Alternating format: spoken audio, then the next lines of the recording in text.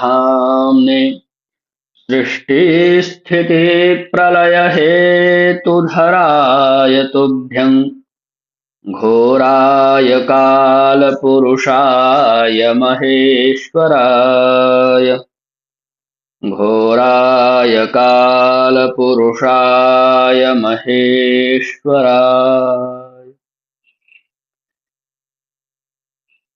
गीता जी के चौथे अध्याय का पाठन चल रहा है। गत कक्षाओं से संबंधित किसी का कोई प्रश्न हो तो आप लोग पूछ सकते हैं। कुछ स्वाध्याय किए हो, कुछ पूछना हो तो पूछ सकते हैं।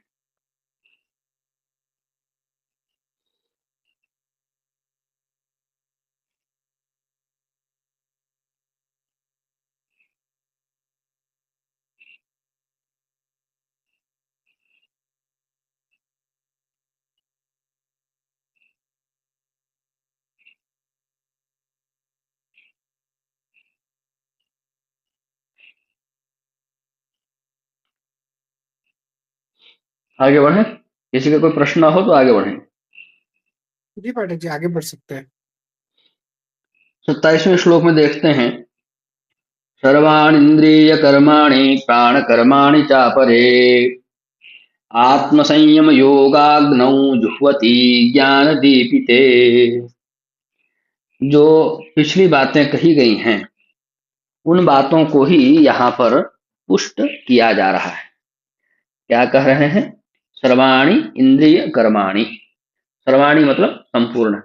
इंद्रिय कर्माणि मतलब इंद्रियों के जो कर्म हैं, जिन जिन इंद्रियों के जो जो कर्म है वो सभी कर्म, मतलब इंद्रियों के सभी कर्म। सर्वाणि इंद्रिय कर्माणि, सभी प्रकार के इंद्रिय जन्य कर्म।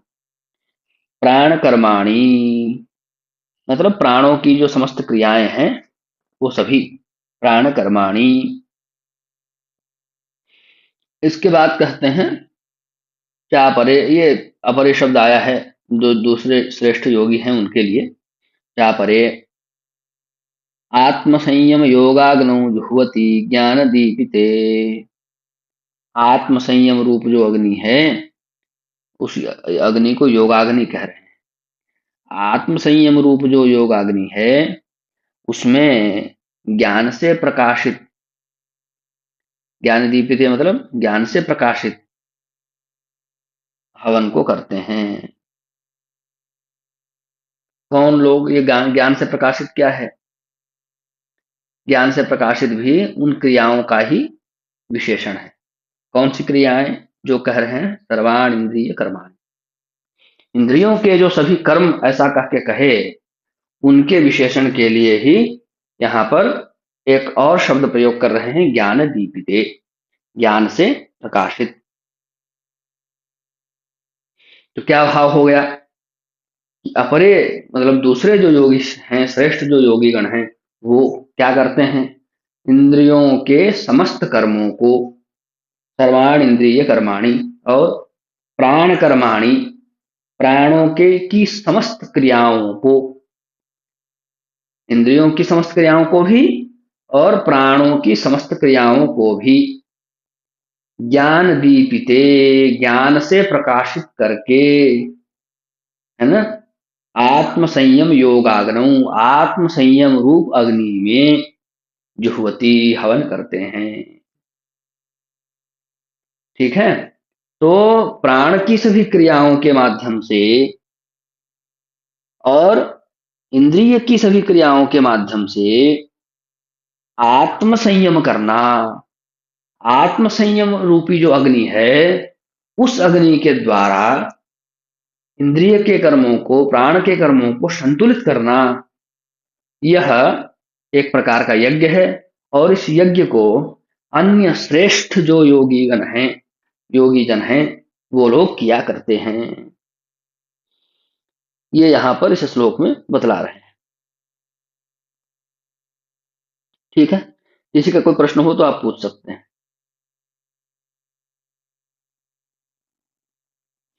आगे बढ़ते हैं। क्या है? द्रव्य यज्ञास्तपो यज्ञा योग यज्ञास्तथा परे स्वाध्याय ज्ञान यज्ञाश्च यतयः संशितव्रताः। तो कह रहे हैं कि द्रव्य यज्ञ, मतलब द्रव्य से संबंधित यज्ञ करने वाले बहुत सारे लोग होंगे, करते होंगे द्रव्य से अनेक अनेक प्रकार के द्रव्यों से यज्ञ करना और उनका अलग अलग लाभ प्राप्त करना इत्यादि तो शास्त्रों में वर्णित ही है। अभी नवरात्र भी आने वाला है, उसमें भी दुर्गा सप्तशती के कात्यायनी तंत्र में दुर्गा सप्तशती के अलग अलग श्लोकों से अलग अलग द्रव्यों की आहुति देना बताया ही गया है। जैसे वहां जो श्लोक आया है, गर्ज गर्ज क्षणंग मूढ़ मधु यावत पिबाम्य हम, वहां मधु से आहुति देते हैं। इस प्रकार से अलग अलग श्लोकों के द्वारा अलग अलग द्रव्य से आहुति दी जाती है, उससे अलग अलग प्रकार के कामनाओं की पूर्ति होती है। महामृत्युंजय का जब जप होता है तो स्वास्थ्य के लाभ के लिए गिलोय की समिधा को दूध में डुबा करके हवन करते हैं, उसे स्वास्थ्य लाभ होता है। पाप ज्यादा बढ़ गया हो तो पाप के नाश के लिए काले तिल से आहुति देते हैं। अलग अलग द्रव्यों से अलग अलग कामनाओं की पूर्ति होती है। इसका वर्णन अनेक शाह पुराणों में भी, वेदों में भी, धर्मशास्त्रों में भी, तंत्र ग्रंथों में भी वर्णन बहुत जगहों पर मिलता ही है।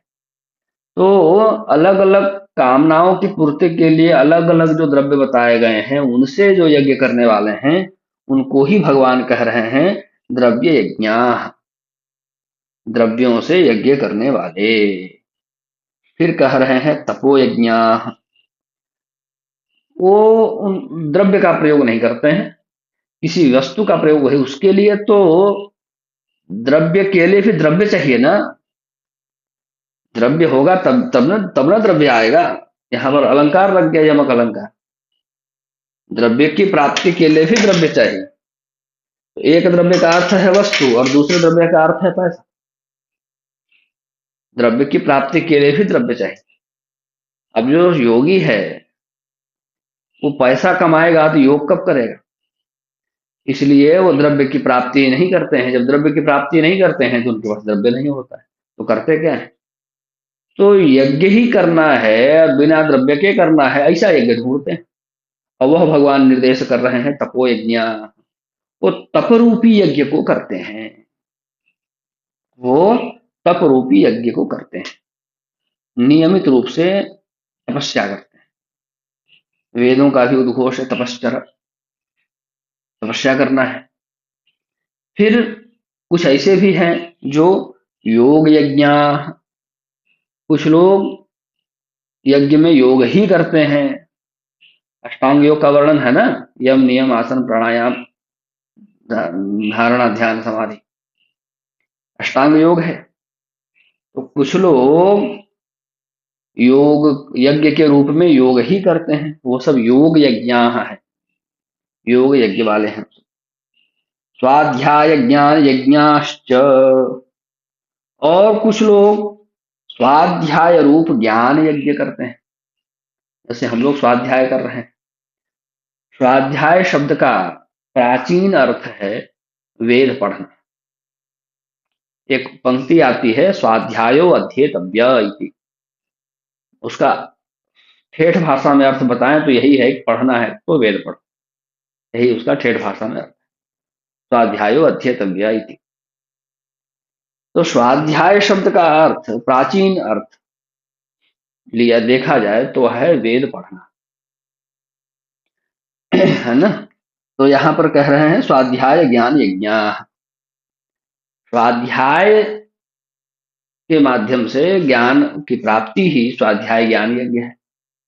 तो कुछ ऐसे भी लोग हैं जो तपस्या भी नहीं कर पाते हैं, जो कुछ ऐसे भी लोग हैं जो अष्टांग योग में भी अपने आप को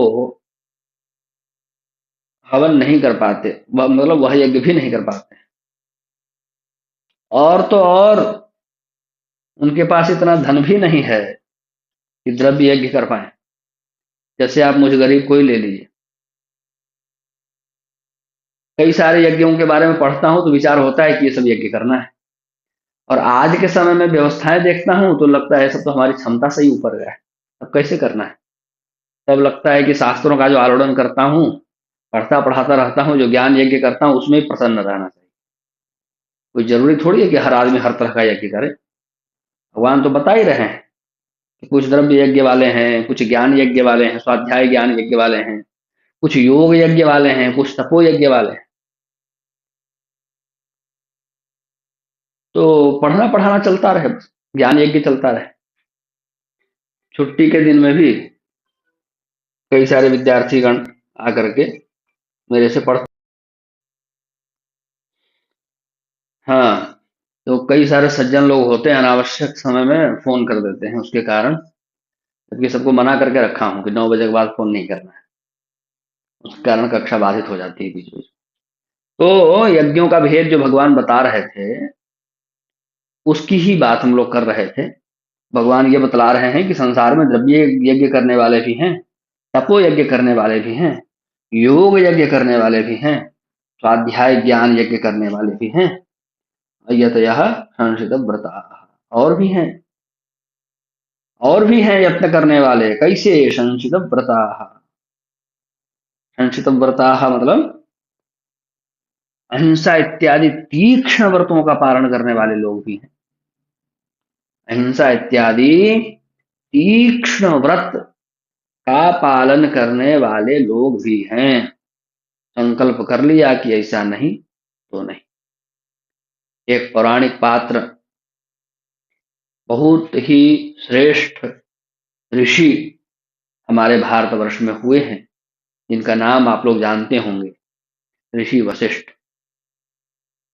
उनके बारे में यह कहा जाता है कि वो, उनका संकल्प था क्रोध नहीं करना है, वो क्रोध नहीं करते थे। उनकी परीक्षा लेने के लिए क्या क्या नहीं हुआ, उनके सभी संतानों की मृत्यु हो गई, पुत्र वधुओं की मृत्यु हो गई, ऐसे बहुत कुछ, और फिर भी वो शांत मन ही रहे। क्रोध का भाव उन्होंने कभी प्रकट ही नहीं किया। इसी प्रकार से राजा हरिश्चंद्र के बारे में आप लोग जानते होंगे। ऋषि वशिष्ठ की यह कहानी न भले सुने हो या न सुने हो, बहुत सारे लोग नहीं सुने होंगे। राजा हरिश्चंद्र के बारे में तो जरूर सुने होंगे कि उन्होंने संकल्प लिया था सत्य बोलने का, फिर उनको सत्यवादी कहते हैं। सपने में दान दे दिए, सत्यवादी हैं तो हो गया। अब किस किस प्रकार से उस सत्य का संकल्प लेने के कारण उनके जीवन में परीक्षा की घड़ी आई, किस किस प्रकार से परीक्षा की घड़ी आई, है ना। एक बार आप संकल्प ले लीजिए, तो ये सब जो फिल्मी डायलॉग बोलते हैं ना कि एक बार तुम किसी को चाहो तो पूरी कायनात जुटाने लग जाते हैं, फालतू बात। एक बार आपने संकल्प ले लिया कि मुझे ऐसा करना है, तो पूरी कायनात इसके पीछे लग जाती है कि आपको वो चीज मिलने ना पाए, आपका वो संकल्प पूरा ना होने पाए। आपको अपने दृढ़ इच्छा शक्ति के दम पर उसको पूरा करने का सामर्थ्य हो, तो संकल्प लीजिए। इस फिराक में तो मत रहिए कि कायनात आपकी सहायता करने जा रही है। कायनात को आपसे आपसे कोई फर्क पड़ने वाला नहीं है। नहीं कायनात आपको कुछ विशेष समझती है, आप अपने आप को विशेष समझते रहिए कि हम भी अब कायनात में अपनी कुछ कायनाती रखते हैं, सोचते रहिए, उससे क्या है। कायनात के सामने कीड़े मकोड़े से ज्यादा कुछ हैसियत नहीं है हम लोग, तो कुछ नहीं समझती है आप। आपके अंदर स्वयं का यह संकल्प हो कि मैं अपने संकल्प को हर परिस्थिति में पूरा कर सकता हूं, तब तो आप वो संकल्प को उठाइए और वो पूरा भी हो जाएगा, यदि आपके अंदर संकल्प है। और इस फिराक में बैठे, हमारे यहाँ कहा वो है कि दूसरे के ऊपर आसरा करके जो काम किया जाता है वो पूरा नहीं होता है। इससे मिलता जुलता कुछ कहावत हमारे यहाँ लोकल लैंग्वेज में है। अपने सामर्थ्य पर संकल्प लेके उसको पूरा करना चाहिए। राजा हरिश्चंद्र की बात देख लीजिए, प्रहलाद की बात देख लीजिए। भगवान के नाम लेने का संकल्प लिया, हाथी से चढ़वा दिए, उसकी उसकी बुआ खुद पहुंच गई बैठ करके होलिका अग्नि में जलाने के लिए। भगवान का नाम ही लेने का संकल्प था बस, कि भगवान का नाम लेना है। वो संकल्प उसका टूट जाए कि भगवान पर उसकी आस्था टूट जाए, उसका संकल्प तोड़ने के लिए सारे यत्न किए, पहाड़ से फेंक दिए, क्या क्या नहीं।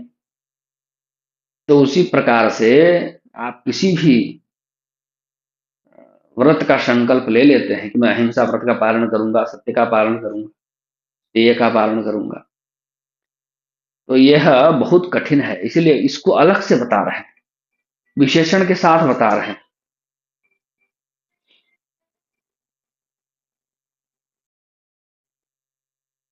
हाँ, तो कहाँ चल रहे थे हम लोग? हाँ, इस पर चल रहे थे, यतः संस्कृत व्रताः में चल रहे थे। इसलिए इसको यतयः भी कर दिए, संस्कृत व्रताः, यतयः संस्कृत व्रताः। अपने यत्न पर, अपने यत्न के सामर्थ्य से अहिंसा इत्यादि व्रतों को पूरा करने वाले लोग भी हैं, जो उसको अपने यत्न से पूरा करते हैं। वही भगवान बतला रहे हैं, वही मैंने आपको कहा कि दूसरे के सामर्थ्य पर नहीं, अपने सामर्थ्य पर कोई व्रत उठाने को, सत्य का, अहिंसा का, तेय का, ब्रह्मचर्य का, किसी का भी, तो अपने सामर्थ्य पर उठाए। और ऐसे व्रत उठाने वाले लोग भी हैं। इसका उदाहरण भी वशिष्ठ ऋषि का, राजा हरिश्चंद्र का, प्रहलाद का, ऐसे अनेकों उदाहरण हमारे पुराण इत्यादि शास्त्रों में भरे पड़े हैं। तो इस प्रकार से अनेक अलग अलग तरह से भी, अलग अलग प्रकार के भी यज्ञ करने वाले लोग संसार में हैं। ठीक है, वो सभी, उन सभी के भेदों को भगवान के मुख से हम लोग जान रहे हैं। आगे क्या है? अपाने जुह्वति प्राणं, प्राणे पानं तथा परे, प्राणापान गतिरुद्ध्वा प्राणायाम परायणा। क्या बात है!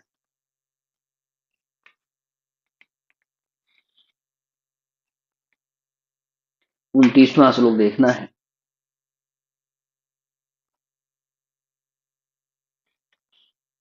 हम्म,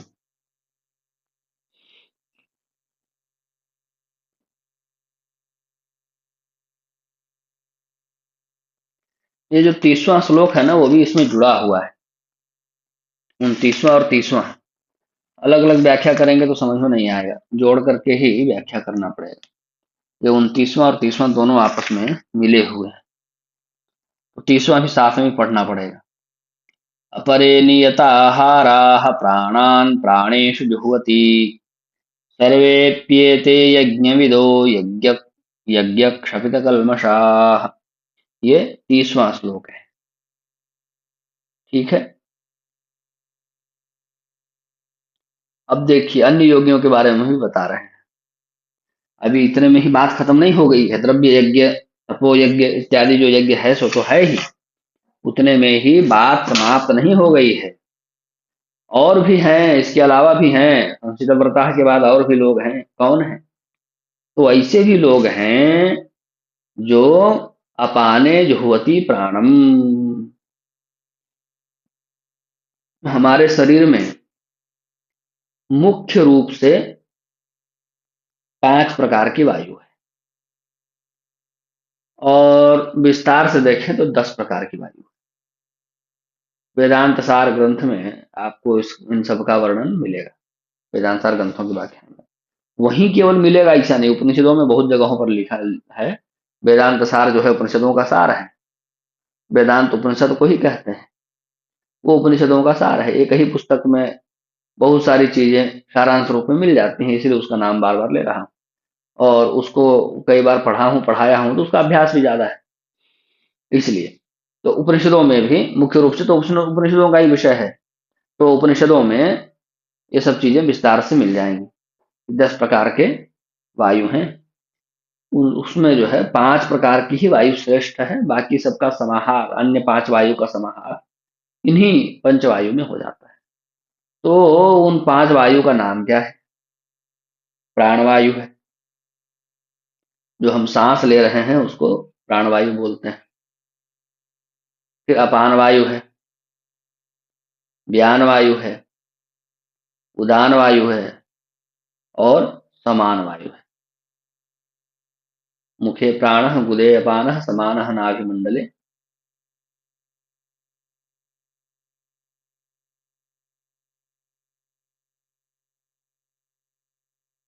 उदानः कंठदेशे स्यात्, व्यानः सर्वशरीरगः।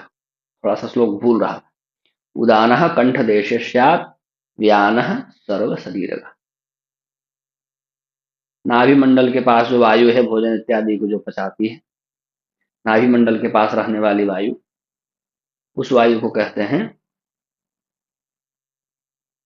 समान वायु। हमारे पूरे शरीर में जो वायु फैली हुई है, उसको कहते हैं व्यान वायु। हमारे रक्त को कोई न कोई वायु बहा करके लेकर के जा रही, धमनियों में, शिराओं में। उस वायु का और भी काम है। हमारे शरीर में सर्वत्र ऑक्सीडेशन की प्रक्रिया हो रही है, तो उस वायु का और भी बहुत सारा काम है। पूरे शरीर में फैली हुई जो वायु होती है, जो रोग प्रतिरोधक क्षमता के रूप में भी हमारे शरीर में कार्य करती है, मरने के बाद भी जब ये सभी वायु हमारे शरीर से निकल जाते हैं ना, तब हमारा शरीर सड़ने लगता है। मर गए, आत्मा चली गई तो शरीर सड़ने लग गया। शरीर तब सड़ता है जब ये पंच वायु भी शरीर से निकल जाते हैं। व्यान वायु पूरे शरीर में फैल गया है, उसको कहते हैं, धीरे धीरे लोग कहते हैं गैस निकल रहा है। हमारे शरीर में अनेक प्रकार की जो वायु विद्यमान है, हमको जीवित रखने में सहायता करने वाली, वो सभी वायु हमारे शरीर से निकलने लगती हैं, तो लोग कहते हैं कि गैस निकल रहा है।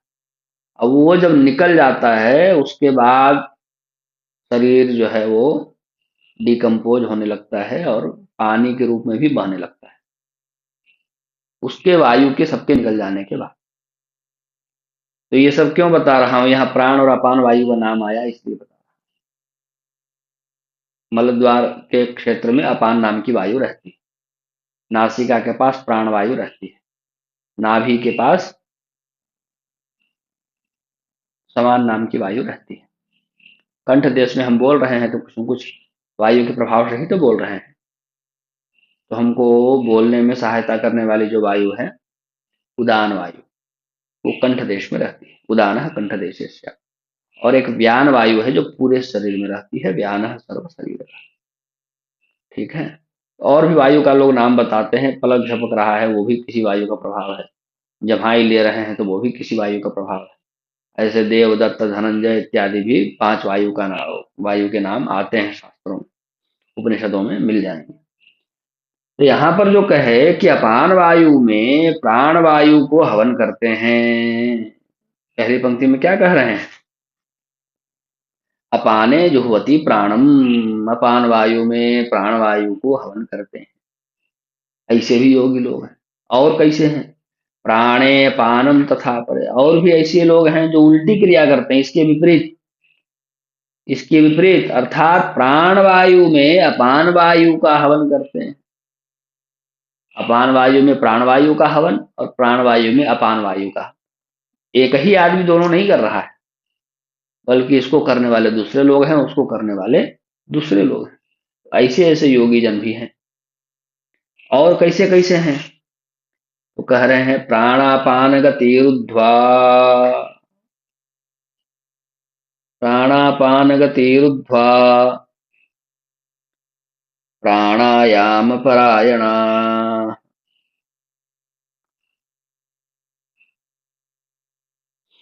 है ना। तो क्या करते हैं वो, प्राण और अपान इन दोनों वायु को रोक करके, और क्या करते हैं,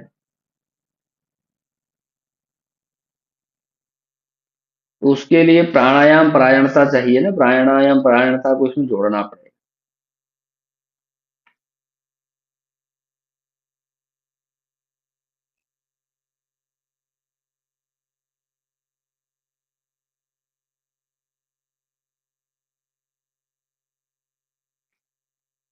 प्राणायाम परायण होगा तभी प्राणापान की गति को रोक सकता है। तो प्राणायाम परायण इसकी ही विशेषता है। प्राणायाम परायणा योगिनः प्राणापान गतिम रुद्ध्वा नियताहाराः प्राणान प्राणेषु जुह्वति। ये पूरा ही जुड़ा हुआ है। अपरे इसके पहले आ जाएगा। अपरे प्राणायाम परायणाः प्राणापान गतिरुद्ध्वा नियताहाराः प्राणान प्राणेषु जुह्वति। यहां तक लेंगे तब जाकर के इसका अर्थ लगेगा। तो यहाँ पर जो तीसरे प्रकार का योगी बता रहे हैं, इस यहाँ तक में 3 योगियों का उल्लेख भगवान ने कर दिया। एक योगी वो हैं जो अपान वायु में प्राण वायु का हवन करते हैं, अपाने जुह्वति प्राण। दूसरे योगी वो लोग हैं जो प्राणे अपानम तथा। दूसरे जो योगी लोग हैं वो प्राण वायु में ही अपान वायु का हवन कर देते हैं। और तीसरे को बता रहे हैं आगे। तो वो कैसे हैं तीसरे योगी जन? तो उनके लिए ये सारी बातें हैं, ये सारी बातें उनके लिए ही हैं। वो कैसे लोग हैं? वो हैं नियताहारा। तो नियत आहार लेने वाले लोग हैं, नियत आहार लेने वाले हैं, उनका निश्चित है। इसका सबसे नजदीकी प्रत्यक्ष उदाहरण हमारे स्वामी धर्म सम्राट कृपात्री जी महाराज।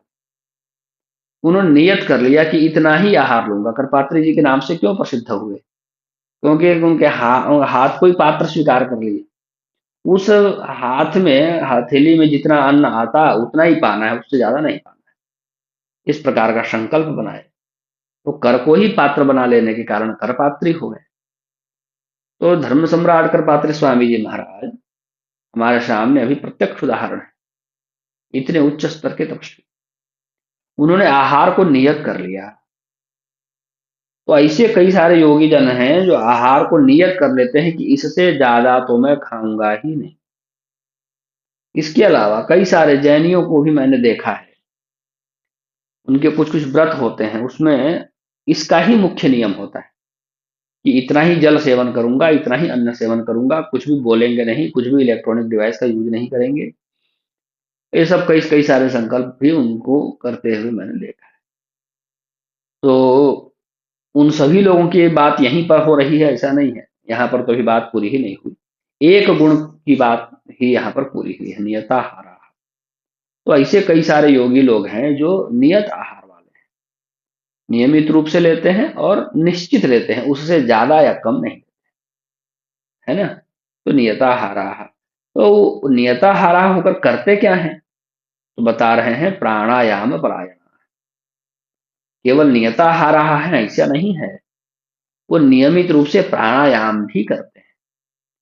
अब जो नियताहारा नहीं है वो नियमित रूप से प्राणायाम नहीं कर सकते हैं, क्योंकि प्राणायाम के लिए भी ऊर्जा चाहिए। जो तपस्वी लोग हैं, जो तपस्या में रत हैं, बैठ गए ध्यान में, कब तक बैठे रहेंगे पता नहीं, तो वो नियमित रूप से प्राणायाम नहीं करते हैं।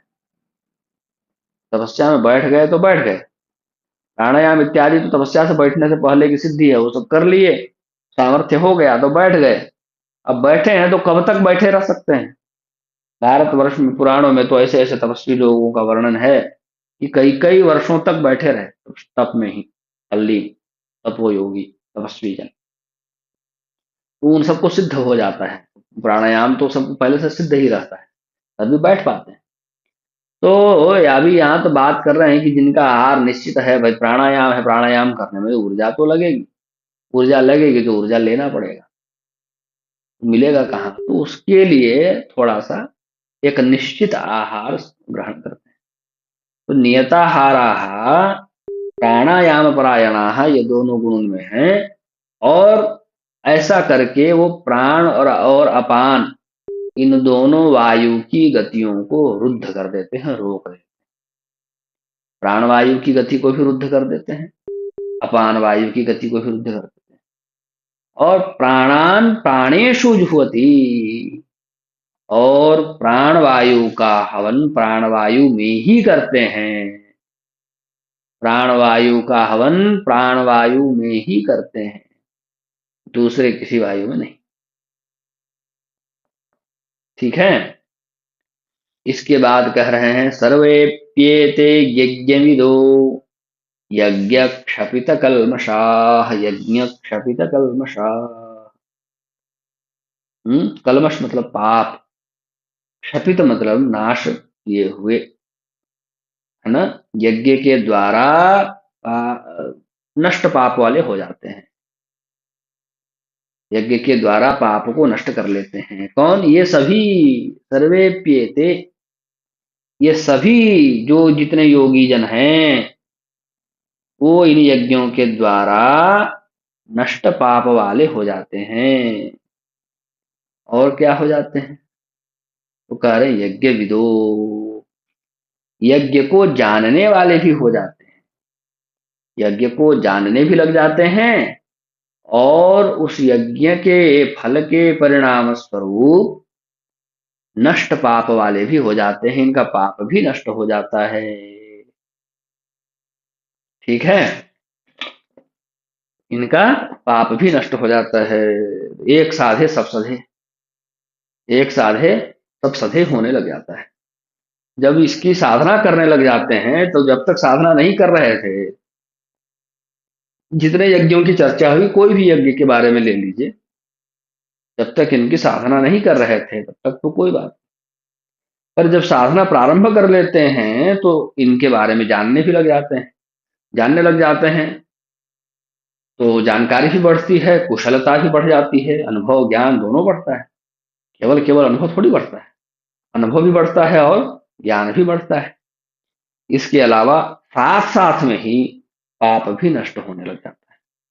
जैसे हम लोग गीता पढ़ रहे हैं तो अनुभव भी हो रहा है, पढ़ने का, पढ़ाने का, ज्ञान भी बढ़ रहा है, और पाप तो नष्ट हो ही रहे।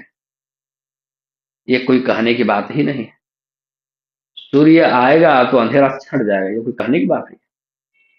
सूर्य उदय हुआ, उसका उसका तात्पर्य यही है कि अंधेरा नष्ट हो गया। सूर्य उदय हो जाएगा तो अंधेरा नष्ट हो जाएगा, इसमें कहने की तो कोई बात नहीं। उसी प्रकार से गीता पढ़ रहे हैं तो पाप भी नष्ट हो रहा है, अनुभव भी बढ़ रहा है, और ज्ञान भी बढ़ रहा है। तो इतने सारे यज्ञकर्ताओं के बारे में भगवान ने 30वें श्लोक में हम लोगों को बताया है।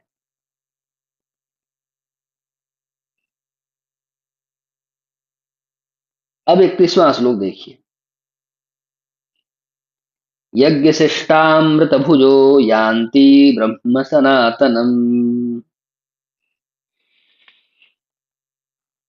नायं लोकोऽस्त्य यज्ञस्य कुतोऽन्यः कुरु सत्तम। ये कुरुसत्तम विशेषण है। कुरुसत्तम ऐसा कह करके पुकार रहे हैं अर्जुन को, संबोधन कर रहे हैं, संबोधित कर रहे हैं, तो संबोधन के रूप में प्रयोग हुआ है कुरुसत्तम। कुरु वंश के जो श्रेष्ठ हैं, मतलब अर्जुन, हे कुरुश्रेष्ठ, ऐसा इसका अर्थ होगा। तो क्या कुरुसत्तम तो पहले आ जाएगा, संबोधन है इसलिए, श्लोक है, श्लोक में तो छंद के अनुसार सजा दिया गया, लास्ट में आ गया है, लेकिन जब अन्वय करेंगे तो वह पहले आ जाएगा, हे कुरुसत्तम, ऐसा हो जाएगा। यज्ञ शिष्टामृत भुजो, ये शिष्ट मतलब होता है बचा हुआ, शिष्ट मतलब बचा हुआ। जैसे आप लोग सुने होंगे अवशिष्ट, अपशिष्ट, ये सब शब्द आप लोग सुने होंगे। तो वहां शिष्ट शब्द का, वहां भी शिष्ट शब्द का अर्थ है बचा। तो किससे बचा हुआ? तो कह रहे हैं यज्ञ से बचा हुआ। यज्ञ शिष्ट है ना, शिष्ट मतलब बचा हुआ, यज्ञ शिष्ट मतलब होता है यज्ञ से बचा हुआ। अमृत भुजो, यज्ञ से बचे हुए, बचा हुआ जो अमृत है, यज्ञ से बचा हुआ जो अमृत है, उसका अनुभव करने वाला। यज्ञ शिष्टामृत भुजो, यज्ञ से बचा हुआ जो अमृत है उसका अनुभव करने वाला।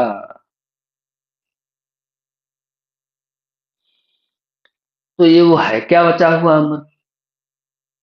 तो कह रहे हैं कि हविष्यान्न ही जो अवशिष्ट रह जाता है, बच जाता है, उसको ही, बचे हुए हविष्यान्न को ही, बचे हुए हवि को ही अमृत कह रहे हैं, है ना।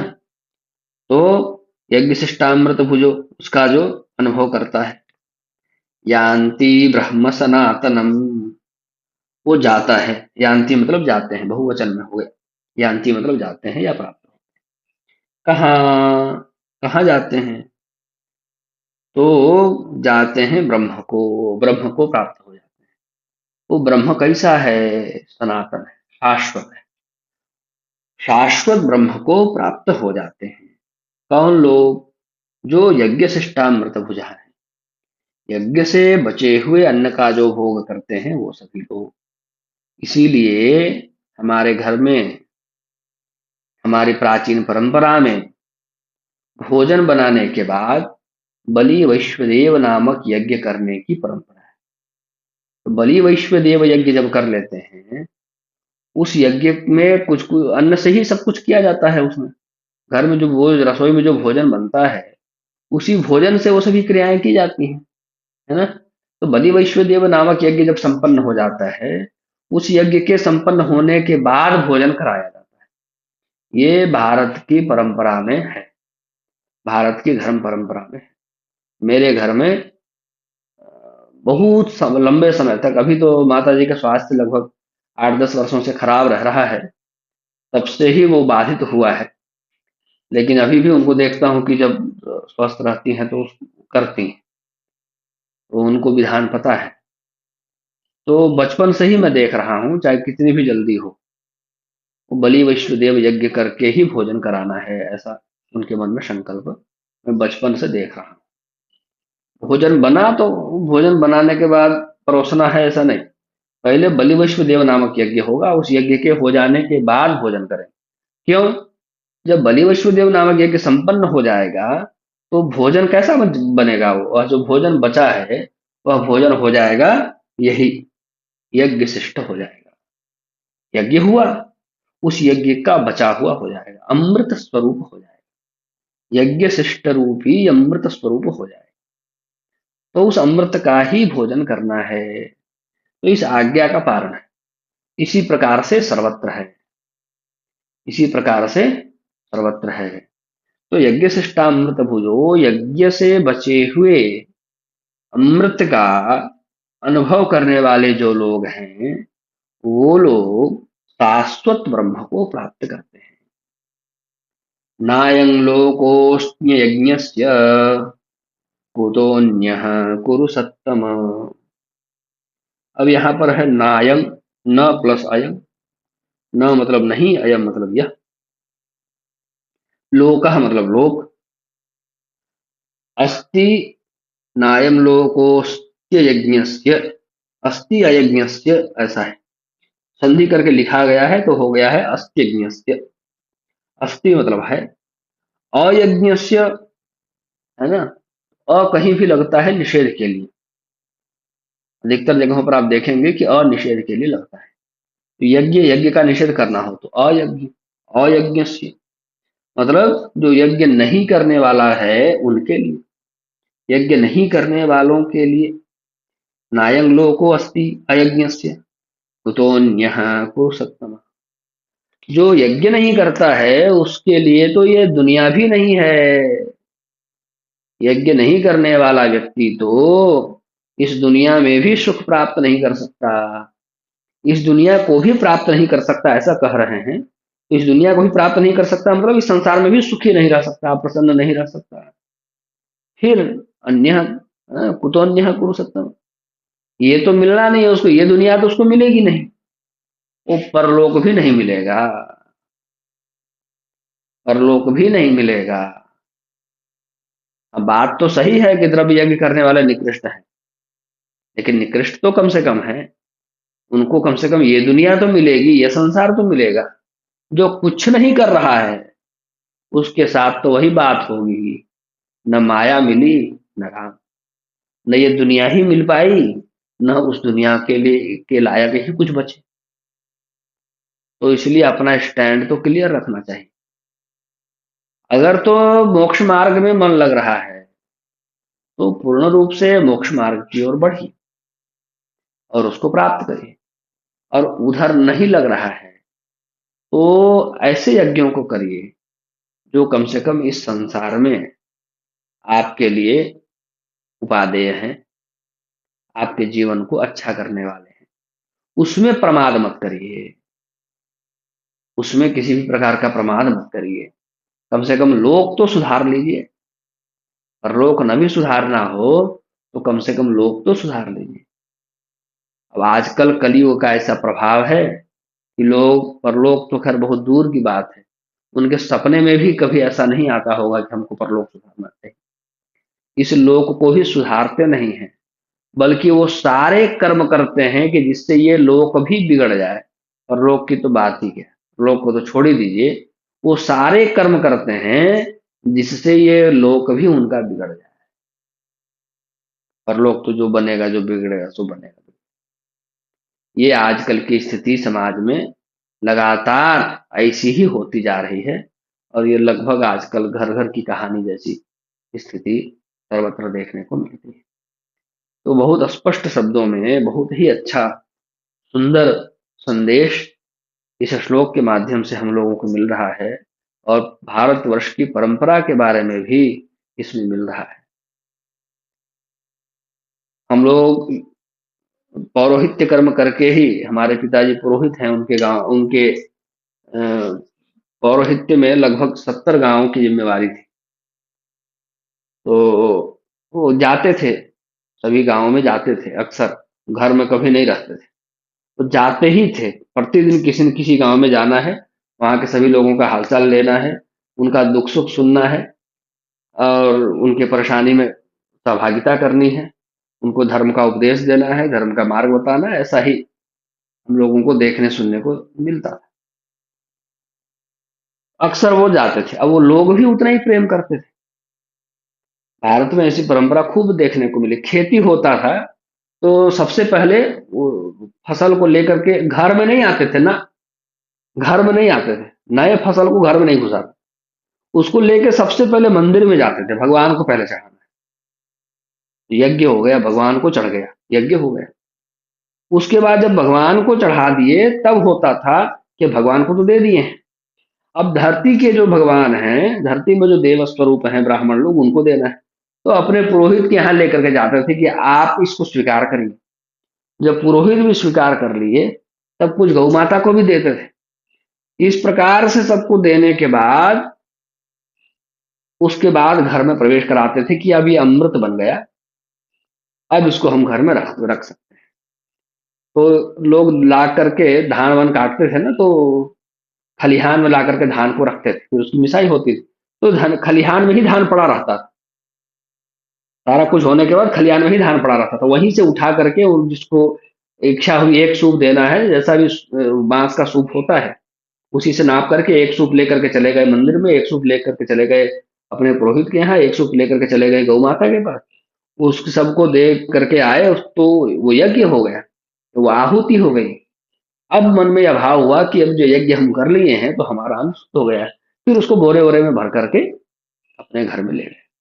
जब तक ये सब काम नहीं होता था तब तक लोग घर में अंदर नहीं प्रवेश कराते थे अन्न को। मन में उनके ये भावना रहती होगी या नहीं भी रहती होगी, तो परंपरा से इतने बढ़िया से जुड़े हुए हैं कि वो यज्ञ कर रहे हैं। भले पता न हो कि हम कितना बड़ा कर्म कर रहे हैं, भले पता ना हो कि हम गीता का अनुसरण कर रहे हैं, गीता को फॉलो कर रहे हैं, इसका भले पता हो ना हो, ज्ञान हो चाहे ना, लेकिन उसका लाभ और दूरगामी लाभ, इस जन्म और जन्मांतर को, लोक और परलोक दोनों को सुधारने वाला लाभ तो उनको मिलता ही। इसलिए सब लोग पहले की, आज की अपेक्षा पहले के लोग स्वस्थ और प्रसन्न ज्यादा रहते थे। अन्न ही दूषित होगा तो मन भी दूषित होगा, और कहें कि भाई मन को दूषित होने का कारण अन्न है तो मानने को भी लोग तैयार नहीं होंगे, कहेंगे हम तो घर का ही भोजन करते हैं। घर का ही भोजन तो रखे रखे घर का भोजन खराब नहीं होता है क्या?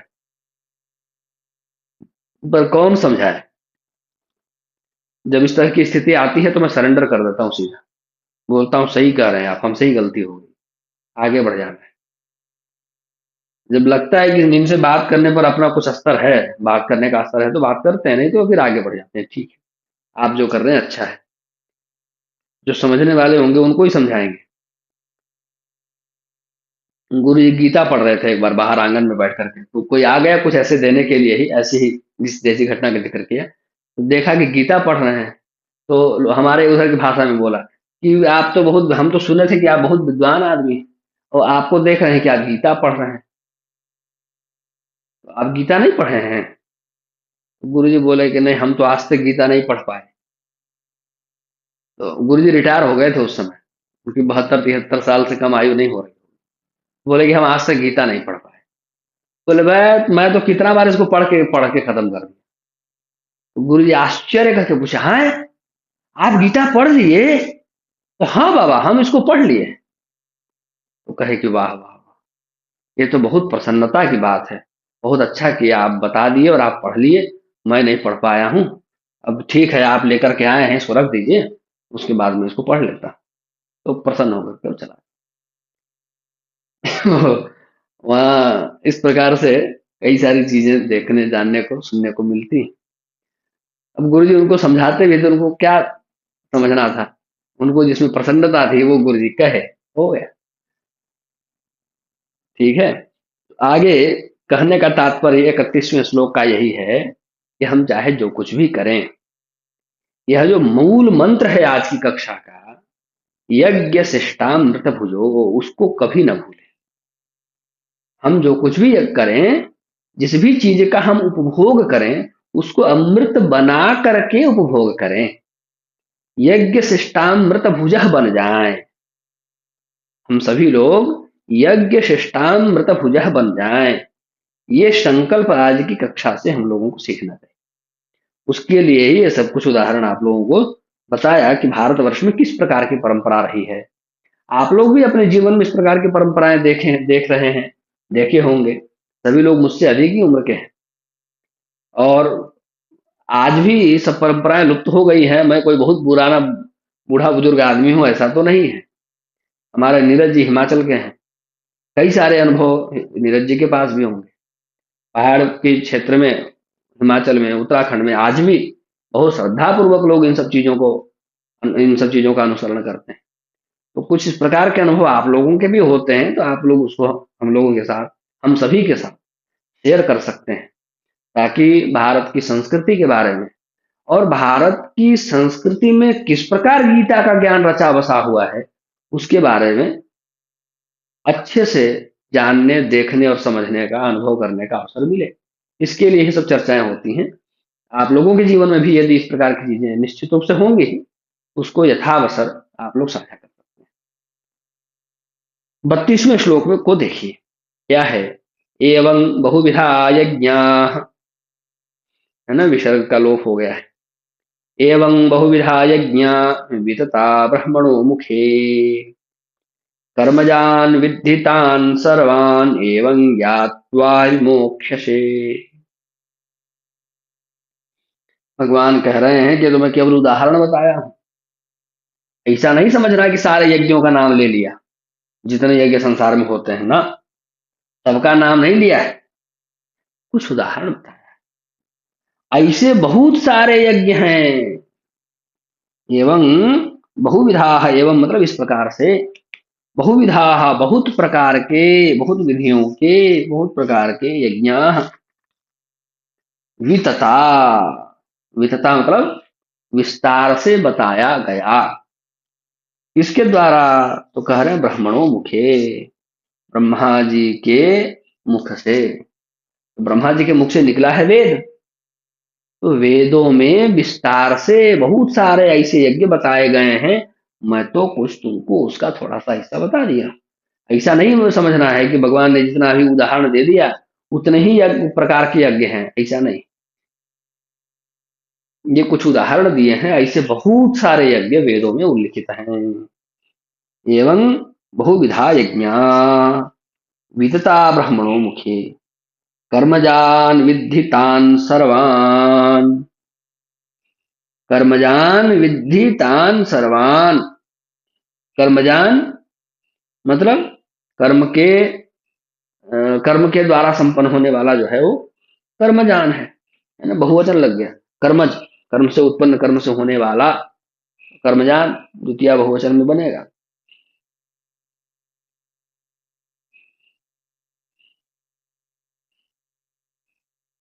चलिए जहां भी बने, कर्मजान,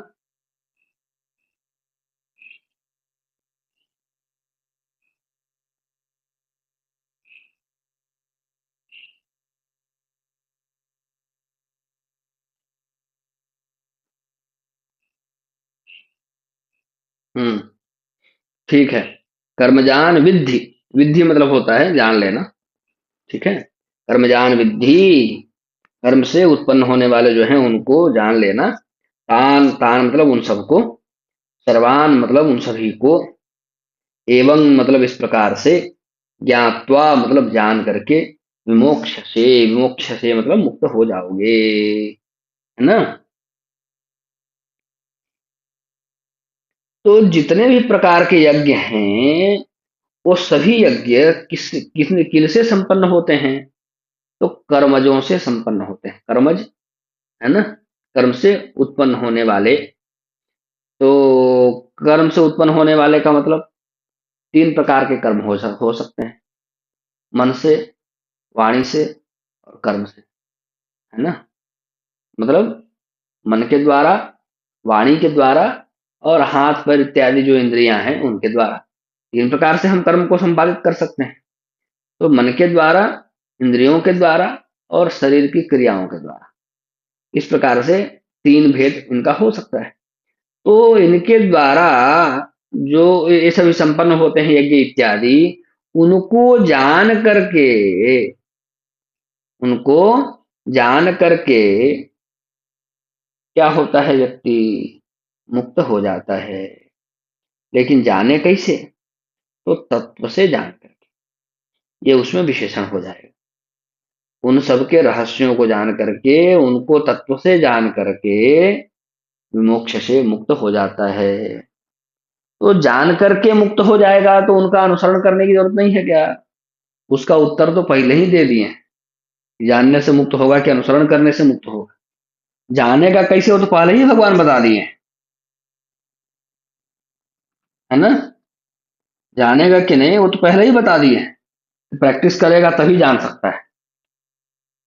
पिछले श्लोक की ही व्याख्या में आ गई है।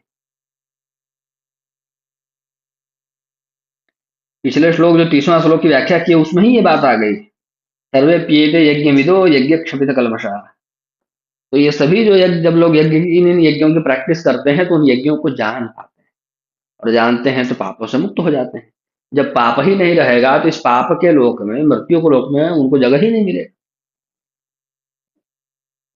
ठीक है। तो यहाँ पर जान लेने से मुक्त हो जाते हैं, कहने का तात्पर्य ये नहीं है कि किताब उठाए और बैठ करके पढ़ लिए, अथवा यूट्यूब में जाकर के सुन लिए, अथवा हमारी कक्षा में जुड़ करके सुन लिए, बस मुक्त हो गए। ऐसा नहीं। जब उसकी प्रैक्टिस करते हैं तब उसको जानते हैं। और इसमें विशेषण है कि तत्व से जानना। तत्व से तो तभी जानते हैं जब प्रैक्टिस करते करते इतने वर्ष हो जाए तो बिल्कुल व्यक्ति को पानी की तरह स्पष्ट क्लियर हो जाता है। उसके गुण दोष एक एक चीज में मंझ जाते हैं, उस तपस्या के एक एक चीज में मंझ जाते हैं, एक्सपर्ट हो जाते हैं, योग्य हो जाते हैं, जान जाते हैं, इतनी ही प्रैक्टिस कर लेते हैं।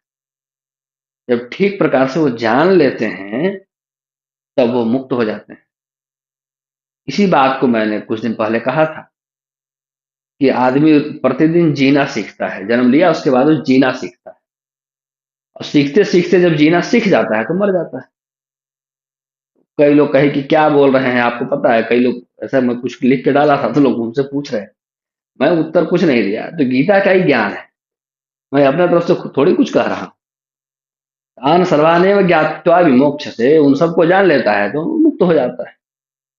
इसी बात को थोड़ी सी सरलता से, थोड़ा ठेठ भाषा में कहा कि व्यक्ति क्या करता है, जीने की प्रैक्टिस करता है, प्रतिदिन सीखता है, जीना सीखता है। और जिस दिन वो जीना सीख जाता है, उसका अभ्यास, उसकी प्रैक्टिस पूरी हो जाती है, उस दिन मर जाता है। और इस प्रकार के बिहार के क्षेत्रों में भी कई सारे कहावत प्रसिद्ध ही है। तो कहाँ चल रहे थे हम लोग? एवं बहुविधा यज्ञ विदता ब्रह्मणों मुख्य कर्मजान विद्धितान सर्वान एवं ज्ञात्वा विमोक्ष्यते। केवल पढ़ करके ही जान जाएगा ऐसा नहीं है। पढ़ करके तो केवल उसको ये पता हो जाएगा कि हाँ भाई ऐसा ऐसा चीज है, ऐसा ऐसा चीज है। वो तो जब उसकी प्रैक्टिस करेगा तब जानेगा। कोई किताब उठा करके पढ़ ले, यूट्यूब खोल ले, चाय कैसे बनाते हैं बोलिए उसको, तुरंत बता देगा ऐसे ऐसे बनाते हैं, पढ़ ले। तो पढ़ लेने से क्या, चाय पीने की तृप्ति हो गई या बनाना आ गया? वो तो जा करके पहले बनाना पड़ेगा। कैसे चूल्हा जलता है, कैसे चाय बनता है, कितने देर में बनता है, उसके बाद बात बनेगी। किसी को कार चलाना नहीं आता है, 10-20 वीडियो देख ले यूट्यूब में कैसे कार चलाते हैं, उसके बाद लेके पहुंच जाए सड़क में कार लेकर, देखिए कितना बढ़िया कार चलाए। क्या मान लिया जाए कि जान गया कार चलाना? जब तक व्यक्ति स्वयं उसकी प्रैक्टिस नहीं करता है, उसका अभ्यास नहीं करता है, लंबे समय तक अभ्यास नहीं करता है ठीक प्रकार से, जब तक उसके मन से मैं जान गया हूं, ये वाला भ्रम नहीं मिट जाता है। और वो भ्रम केवल कहने के लिए नहीं मिटे, वो भ्रम केवल कहने के लिए नहीं मिटे, दुनिया के को दिखाने के लिए कि मैं बड़ा देखो उदार बना हूं, ऐसा बोलता हूं, ऐसा नहीं। वो भ्रम वास्तव में मिट जाए, उसको समझ में आ जाए अपनी क्षमता, तब बात बनेगी। तब समझ में आएगा कि हाँ इनकी गंभीरता हो गई है। तब वो ऐसा जो व्यक्ति होगा, उसको कहना नहीं पड़ेगा कि भाई अब आप मुक्त हो गए हैं या मुक्त हो जाएंगे। जैसे सूर्य निकल गया, इतना कहते ही अंधेरा छट गया, ये भाव स्पष्ट हो जाता है। सूर्य निकल गया इतना ही कहना पर्याप्त। सूर्य निकल गया तो अंधेरा थोड़ी रहेगा। उसी प्रकार से जब अभ्यास हो जाता है, प्रैक्टिस हो जाती है, तो व्यक्ति मुक्त हो जाता है। फिर बताना कहना नहीं पड़ता है कि मैं जीवन मुक्त हूं। अपने नाम के आगे टाइटल नहीं लगाना पड़ता है आजकल के लोगों की तरह। अब तो जीवन मुक्त टाइटल भी लोग लिखने लगे हैं। जीवन मुक्त फलाने महाराज जी, फलाने जगत गुरु जी, फलाने जी। तो इसमें कहाँ चल रहे थे हम लोग? 34वें श्लोक में, 34वें में नहीं, 32वें में, 32वें श्लोक में। श्रेयान द्रव्यमयाद्यज्ञात् ज्ञान यज्ञ परन्तपः सर्वं कर्माखिलं पार्थ ज्ञाने परिसमाप्यते। क्या बात है! मैं जीवन में जब पहली बार गाड़ी लिया तो मैं सोचा कि इसके आगे मैं क्या लिखा। बड़ा उत्साह था, लोग कुछ कुछ लिखा के रखते थे, बहुत कुछ सोच करके गया।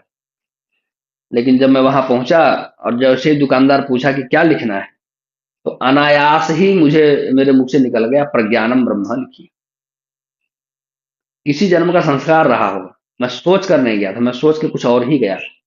लेकिन जब वो पूछा तो 2 मिनट के लिए मेरी बुद्धि कहीं और घास चरने चली गई, और जो कॉन्शियस माइंड था वो और अनकॉन्शियस माइंड था वो जो है टेक ओवर कर लिया, बोल दिया प्रज्ञानम ब्रह्म लिखिए।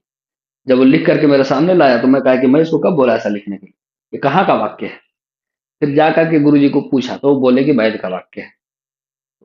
कभी कहीं पढ़ा रहा होगा, लेकिन तब तक मुझे पता नहीं था कि ये वैदिक वाक्य है। लेकिन मुझे बड़ी प्रसन्नता, बहुत प्रसन्नता हुई, क्या बात है, अब तो मुझे पढ़ना पड़ेगा। अब प्रज्ञानम ब्रह्म अब तो 24 घंटा हमारी गाड़ी में लिखा है, अब तो पढ़ना पड़ेगा। तो उसके बाद बड़ी प्रसन्नता हुई, और उस बात को यहाँ कितना बढ़िया कह रहे हैं।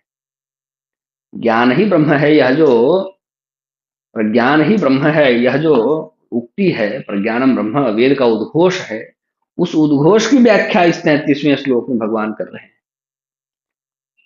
श्रेयान् द्रव्यमयाद्यज्ञात् ज्ञान यज्ञ परन्तप सर्वं कर्माखिलं पार्थ ज्ञाने परिसमाप्यते। तो कल इसके बारे में थोड़ा देखेंगे। आप लोग थोड़ा और अध्ययन बढ़ाइए। यह जो है ज्ञान योग चल रहा है, चतुर्थ अध्याय। कुछ जिज्ञासा होगी तो उस पर चर्चा करेंगे। श्लोक सब कुछ कुछ गंभीर आ रहे हैं, इसलिए थोड़ा मध्यम गति से ही चल रहा हूँ, ताकि एकदम सर के ऊपर ऊपर से ही न निकल जाए। और जहाँ सरलता रहती है वहां तो फटाफट निकल ही जाते हैं। जहाँ कुछ रहस्य होता है तो अभी आप बहुत सारे लोग नए ही हैं, ज्यादातर लोग नए ही हैं, प्रथम बार पढ़ रहे हैं गीता जी, इसलिए मध्यम गति से ही चलते हैं। कुछ पूछना हो तो पूछ सकते हैं, और नहीं तो हम लोग कक्षा को शांति मंत्र के साथ समाप्त करेंगे।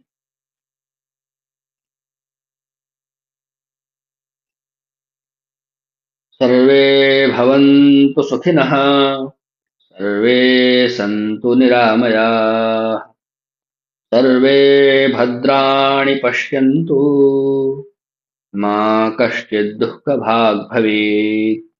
ओम शांति शांति शांति।